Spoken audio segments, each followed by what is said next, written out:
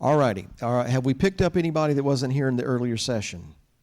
Is there anybody that's here now that was not here in the earlier session? Okay, this gentleman back here. Over here. Where were you? I'm just playing. Those of you who were here last time I was in town, help me out with something. I'm tempted to go into something, but I want to make sure we're not repeating ourselves from last time. Did we get into Elijah the last time, in the ministry of Elijah? I can't remember. All right. All right, we did. All right. I thought we might have, and so I didn't want to really repeat myself on some things, but I am going to bring something out right here. In the prophecy in Zechariah 4 that we see, these two olive branches full of olives, and we talked about how it's necessary that there be olives, and it's necessary that those olives are crushed and pressed that there might be light. And I said that, or suggested that, these two olive branches represent the natural branch and represents the wild branch. But who makes them one? It's Yeshua. And we see this again in another way in Matthew 17 with the transfiguration of the Messiah, who took Peter, James, and John up to a high mountain, and he was transfigured before them there. And who was standing there with them? Moses and Elijah. Moses representing the Torah, because wouldn't we say that Moses was well acquainted with the Torah? Could we say that? Considering he wrote it and everything?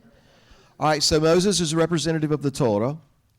Elijah then would be representative of the prophets. And so the Torah and the prophets are the two witnesses. That's a fact that is established in Scripture. The two witnesses are the Torah and the prophets. And you know how we know this? Because the Messiah makes it very clear that the Torah and the prophets are the two witnesses. In this particular case, they're personified by Moses and Elijah. But Psalm 119 tells us that the Torah, or your law, is truth. And so what is truth? According to the Bible, the Torah is truth. And so Moses, representing the Torah, would then represent the truth. But we all know that the day is coming and now is when the true worshipers must worship the Father in spirit and in truth. And so where do we see this? John chapter 4. What happens in John chapter 4? The Messiah and his disciples are traveling through Samaria. And the disciples go into a village called Sychar, better known as Shechem or Shechem. And they're in there getting some food. He's at this well, and here comes this Samaritan woman to fetch water. Now, the Jews of the day considered the Samaritans to be, at best, half-breeds, mixed people, didn't want to associate with them at all. And so when the Messiah speaks to this Samaritan woman, she's kind of taken aback by the fact that he's a Jew and she's a Samaritan, and a woman at that. And so he's like, well, why are you speaking to me? And he says, well, give me something to drink. And she's drawing from the well. And notice that she mentions that this well she's drawing from was dug by our father Jacob. In other words, here is a woman representative of a people that the Jews don't particularly care for because they consider them to be mixed and mingled, if you will, and yet her and her people refer to Jacob, that is Israel, as our father. Very important. Second thing is, she goes on and talks about how the Jews say this and we say this, and our fathers, referring to her fathers, have worshipped on this mountain for a long time. The mountain she's referring to, does anyone know? Gerizim. Mount Gerizim. Do you remember there was the mountain of blessing and the mountain of curses? Right? Gerizim was the mountain of blessing. Ebal was the mount of cursings. Because Gerizim to the south, Ebal to the north, and down in the valley of these two shoulders, this is where we get the name Shechem. It means shoulder. And so there's this conversation is taking place in the Shechem at a well dug by Jacob. And this is an important point, in a plot of ground that was deeded to Joseph and his sons. And that means that Joseph's bones are not too far from here buried. So put it into context, the Messiah is talking to a Samaritan woman, a group of people despised by the Jews because they don't think they're doing everything right, but yet these people are motivated to worship the God of Abraham, Isaac, and Jacob. In fact, consider Jacob to be their father, and they've been worshipped on this mountain there that overlooks a valley in which the bones of Joseph are buried. All right? And so the conversation is something like this. She's talking about, well, all these different things, and our father's been worshiping on this mountain. Oh, by the way, Gerizim means cuttings. C-U-T-T-I-N-G-S. Cuttings. This is what it means. Let's say there's a tree over here. Let's make it an olive tree. And so I go over to this olive tree, and there's this branch there, and I cut a branch out of it. I now have a cutting. You following me? That's Gerizim. Does this ring any bells? And so Mount Gerizim, the mountain upon which her fathers had worshipped, is called the mountain of cuttings, if you will. That is something that has been cut away from the main body. Who's buried down in the valley? Joseph. What happened to Joseph? He got cut off from the rest of his family, didn't he? But when he was down in Egypt and he's reconciled with his brothers, by the way, during the time of famine is when they were reconciled, because famine would be a bad thing, wouldn't it? And yet, what come out of that bad famine? The two became one. But now, after they're reconciled and Jacob and all the family moves down into Egypt, Joseph leaves word, the Lord will surely visit you, and he's going to lead you up out of this land. And when he takes you up out of the land of Egypt, don't leave my bones here. Remember? In fact, after they eat the Passover, the very first thing they do is to go to Sukkot. They go to Sukkot. And do you know why they went to Sukkot? To collect the bones of Joseph. In fact, they carried his bones in a box. Joseph passed through the sea with them. Joseph went to the mountain with them. Joseph wandered through the wilderness with them. Joseph crossed over the Jordan into the land with them. And they deposited his bones in a valley between these two mountains where this conversation is taking place in John chapter 4. And so as the conversation ensues, here's what the Messiah says in response to her question about the Jews say this and we say that, and the Messiah, when he comes, he's going to settle all these kinds of things, and basically said, well, the one you speak of, I'm him. I'm the guy.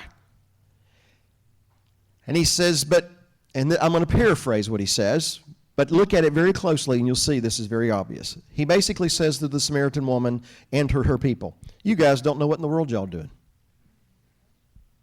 You don't know what you're doing. The Jews, we know what we're doing, but you guys don't know what you're doing. If you will, he concedes that the Jews have truth. What is truth? The Torah is truth. And yet, he says this, we Jews, we know what we're doing. We know who we worship. You don't know what you worship, is the way he put it. But nonetheless, he says this, but the day is coming, and now is, when the true worshipers must worship the Father in spirit and in truth. So where did the Spirit enter into this conversation? Can I suggest something to you?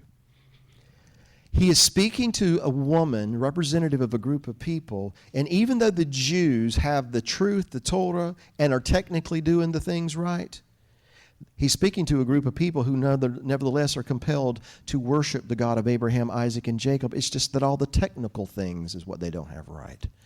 In other words, there's something inside of them. Spirit. You know what he's saying? The Jews have the truth, but you have something too. And if we could take what you have, spirit, and if we could take what they have, truth, and we could take those two and make them one, that is what the Father is looking for.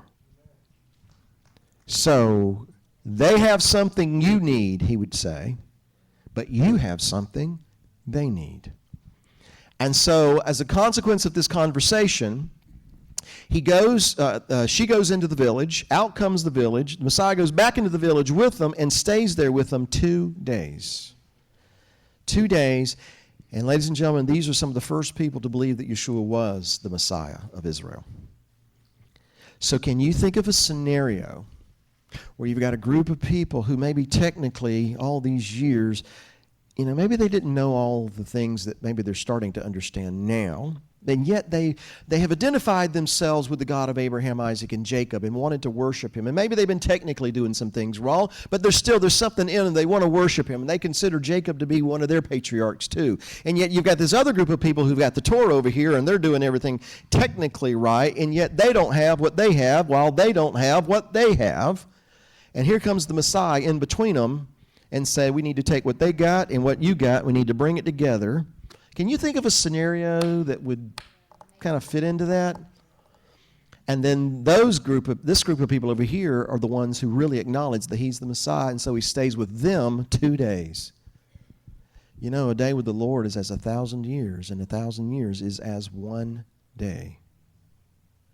Hosea 6 says, after 2 days, he will revive us, and on the 3rd day, he will raise us up that we may live in his sight. Is it interesting to you, is it even coincidental perhaps, that after 2,000 years of knowing who the Messiah is, we are just now beginning to realize who we are? And by that I mean, we are just now beginning to realize that the roots of our faith are not buried in some denominational headquarters or in the Vatican in Rome, but are actually buried in Jerusalem. You see, is this making sense? And so that this conversation takes place in a plot of ground deeded to Joseph and his sons, and not too far from here, Joseph's bones are buried, is not a coincidence either. Maybe we'll come back to that later. So then Moses and Elijah are on the top of that mountain, Moses representing the Torah, Elijah representing the prophets. The Torah is truth, so Moses represents the truth, Elijah is representing spirit. And in the context of what we just said, it's connected to these people who the Jews didn't particularly care for. But the other thing that makes it a slam dunk is about considering what I'm about to say, as far as I'm concerned, is this. Moses, we know who his parents were. We know what tribal affiliation he had. That was the tribe of Levi. We know all of that kind of stuff. And so we can very confidently say that Moses was of the natural branch. But when it comes to Elijah, we don't have that kind of information. It doesn't tell us who his mom and dad was. It doesn't tell us what tribe he came from. In fact, all it says of Elijah in 1 Kings chapter 17, verse 1, is in Hebrew it says, Eliyahu ha-Tishbi mitoshav Gilead. Elijah the Tishbite, and of the inhabitants of Gilead. I should point out here before I forget it, that Gilead was a descendant of Joseph. So in Hebrew, it says that Eliyahu, Elijah, was the Tishbite and was of the inhabitants of Gilead. And so what I've spelled up here in Hebrew is Ha-Tishbi, the Tishbite, Metoshave, of the inhabitants. If I remove the definite article, which means the, T-H-E, and I remove the mem prefix, which means of or from, we have Tishbi, Tishbite, Toshave, inhabitants. And those of you who can see this, what can you tell me about those two words? They're exact same words, aren't they? And so what this means then, ladies and gentlemen, is the Scripture is not telling us that Elijah was a Tishbite, meaning that he was from some place called Tishbe. Because in the West, that's the tendency. If he's a Tishbite, that must mean he's from Tishbe. Or if he's I grew up in Albany, Georgia, so we were Albanians. I guess you're Charlestonians. All right? You understand what I'm saying? So we in the West kind of think, well, if he was a Tishbite, that means he was from Tishbe. No, that is not what it's saying. It's saying that he was a Tishbe in that he was of the Toshave. He was of these inhabitants. He was of this group of people. And if you get your concordance out tonight, when you go home, look up 1 Kings 17:1 or the word inhabitants as it's found in 1 Kings 17:1, and you go to your concordance, you will find that Toshave means this: resident, alien, stranger, foreigner. You understand the significance of this?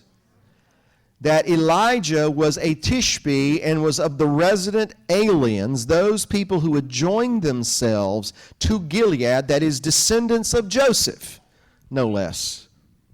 That means then that Elijah was somebody like Ruth. What did Ruth do? She went to Naomi and said, wherever you lodge, I will lodge. Your people shall be my people, and your God shall be my God. And what was her ethnicity? What was her literal genealogy? Wasn't very good. A Moabitess, which means she comes from that incestuous relationship that Lot had with one of the daughters, right? End result being Moab. And so she doesn't have the greatest pedigree, if you will. And yet, she becomes the great-grandmother of King David. She's in the lineage of the Messiah. So what does this tell us? Number one, where God's people, Israel, are concerned, it's never been limited to blood. It's never been limited to genetics. It's never been limited to who your father was or who your mother was. It's always been about what's in here. Number two, this then tells us that Elijah, if he was of these resident aliens, he is identifying with the God of Israel, with the people of Israel, and guess what? Gets to stand on top of the mountain with the Messiah. So in other words, what do we see on the top of the mountain? We see the Messiah, and I'm assuming this, it doesn't say it in the text, but I'm just going to assume this by what we see in Zachariah 4.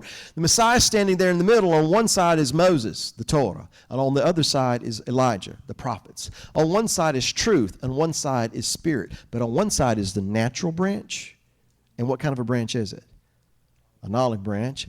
And on the other side is the wild branch. And who makes them one? Yeshua does. And of the two coming down the mountain, who does the Messiah single out as being the one of the two that's going to play the most integral role in the restoration of all things? Elijah. And so if Elijah is representative of the wild branch, then who plays a very integral role in the restoration of all things? Look around the room. Look at your neighbor. Let's go one step further with this. How many of you have been to a Passover Seder? Raise your hand. Let me see. Okay, a good many of you. So when you go to that Passover Seder, have you ever noticed that they set a place at the table that sits empty all night? Who's it set for? Elijah. And so there comes a point in the Passover Seder where the kids go to the door, start looking outside for Elijah, and everybody starts singing, Eliyahu Hanavi, Eliyahu Hatishbi, Eliyahu, Eliyahu, Eliyahu Hagiladi, Bimhera vevramenu, Yavo Eleinu, Im Moshiach ben David, Im Moshiach ben David. What they're singing is Elijah the prophet, Elijah the Tishbite, Elijah the Gileadite, and who is going to come speedily and in our days, bringing with him Moshiach ben David. In other words, the children go out the door looking for Elijah to come because they know that when Elijah shows up at the Passover table, that Mashiach is not very far behind. But if Elijah is Hatishbi Mitushave, if he is of a Tishbite, of the resident aliens who have joined themselves to the people of Israel. In other words, if Elijah represents a wild branch that gets grafted into this family, when our Jewish brethren are going looking for Elijah at the Passover table, who are they looking for? Who are they looking to come and to join them at the table? They're looking for you. They're looking for me. Because when Elijah, if you will, shows up, that means Messiah is not very far behind. Now, go with me to John chapter 11.